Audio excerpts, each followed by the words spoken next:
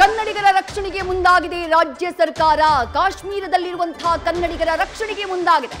ಅಧಿಕಾರಿಗಳ ಜೊತೆ ತುರ್ತು ಸಭೆಯನ್ನ ಮಾಡಿದ್ದಾರೆ ಸಿಎಂ ಸಿದ್ದರಾಮಯ್ಯ. ಕಾಶ್ಮೀರಕ್ಕೆ ಅಧಿಕಾರಿಗಳ ತಂಡವನ್ನ ಕಳುಹಿಸುವುದಕ್ಕೂ ಕೂಡ ನಿರ್ಧಾರ ಆಗಿದೆ.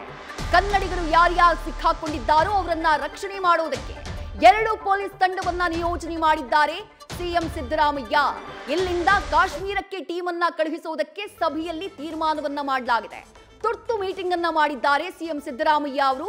ಕಾಶ್ಮೀರದಲ್ಲಿ ಸಿಕ್ಕಾಕೊಂಡಿರುವಂತಹ ಕನ್ನಡಿಗರು ಯಾರ್ಯಾರಿದ್ದಾರೆ, ಈ ರೀತಿ ಪ್ರವಾಸಕ್ಕೆ ಅಂತ ಹೇಳಿ ಹೋಗಿ ಅಲ್ಲಿ ಭಯೋತ್ಪಾದಕ ದಾಳಿಯಲ್ಲಿ ಸಿಕ್ಕಾಕೊಂಡಂತಹ ಕನ್ನಡಿಗರ ರಕ್ಷಣೆಗೆ ರಾಜ್ಯ ಸರ್ಕಾರ ಮುಂದಾಗಿದೆ. ಇಲ್ಲಿಂದ 2 ಪೊಲೀಸ್ ತಂಡಗಳನ್ನ ನಿಯೋಜನೆ ಮಾಡಲಾಗಿದೆ. ಸಹಾಯವಾಣಿಯನ್ನ ತೆರೆಯುವುದಕ್ಕೂ ಕೂಡ ಮುಂದಾಗಿದೆ ರಾಜ್ಯ ಸರ್ಕಾರ. ಕಾಶ್ಮೀರಕ್ಕೆ ಹೋಗಿ ಅಲ್ಲಿ ಭಯೋತ್ಪಾದಕ ಕೃತ್ಯದಿಂದಾಗಿ ಸಿಕ್ಕಾಕೊಂಡಿರುವಂತಹ ಆತಂಕಗೊಂಡಿರುವಂತಹ ಕನ್ನಡಿಗರನ್ನ ಮರಳಿ ತಾಯ್ನಾಡಿಗೆ ಕರೆತರುವುದಕ್ಕೆ ರಾಜ್ಯ ಸರ್ಕಾರ ವ್ಯವಸ್ಥೆಯನ್ನ ಮಾಡಿಕೊಳ್ತಾ ಇದೆ. ಅದರ ಜೊತೆಗೆ ಪಲ್ಲವಿಯವರನ್ನ ಕಾಂಟ್ಯಾಕ್ಟ್ ಮಾಡಿ ಅವರ ಪತಿಯ ಮೃತದೇಹವನ್ನ ಏರ್ಲಿಫ್ಟ್ ಮಾಡುವುದಕ್ಕೂ ಕೂಡ ಎಲ್ಲ ವ್ಯವಸ್ಥೆಯನ್ನ ಮಾಡಿಕೊಳ್ಳಲಾಗ್ತಾ ಇದೆ ಅನ್ನುವಂತಹ ಮಾಹಿತಿ ಕೂಡ ಸಿಗ್ತಾ ಇದೆ. ಓರ್ವ ಕನ್ನಡಿಗ ಮಂಜುನಾಥ್ ಸೇರಿದಂತೆ ಒಟ್ಟು 27 ಮಂದಿ ಈ ಉಗ್ರ ದಾಳಿಯಲ್ಲಿ ಪ್ರಾಣವನ್ನ ಕಳ್ಕೊಂಡಿದ್ದಾರೆ. ಕಳೆದ 20-30 ವರ್ಷಗಳಲ್ಲಿ ಕಾಶ್ಮೀರದಲ್ಲಿ ನಡೆದಿರುವಂತಹ ಅತಿ ದೊಡ್ಡ ಉಗ್ರ ಕೃತ್ಯ ಇದು ಅಂತ ಹೇಳಲಾಗ್ತಾ ಇದೆ. ಮುಸ್ಲಿಮೇತರ ಪ್ರವಾಸಿಗರನ್ನ ಗುರಿಯಾಗಿಸಿ ದಾಳಿಯನ್ನ ಮಾಡಲಾಗಿದೆ.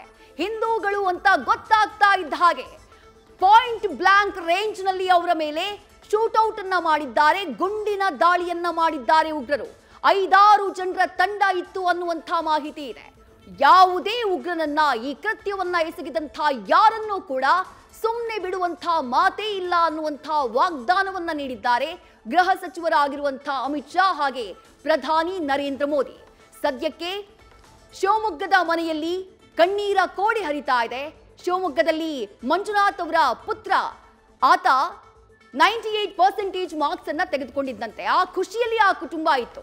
ಕಾಶ್ಮೀರಕ್ಕೆ ಹೋಗಬೇಕು ಅನ್ನೋದು ಮಂಜುನಾಥ್ ಅವರ ಕನಸಾಗಿತ್ತಂತೆ. ಅವರು ಪತ್ನಿ ಪಲ್ಲವಿಯವರು ಮಾತನಾಡುವಂತಹ ಸಂದರ್ಭದಲ್ಲಿ ಹೇಳಿದ್ರು. ನ್ಯೂಸ್ ಫಸ್ಟ್ ನಿರ್ಭೀತಿಯಿಂದ ನಿಮ್ಮ ಪರವಾಗಿ.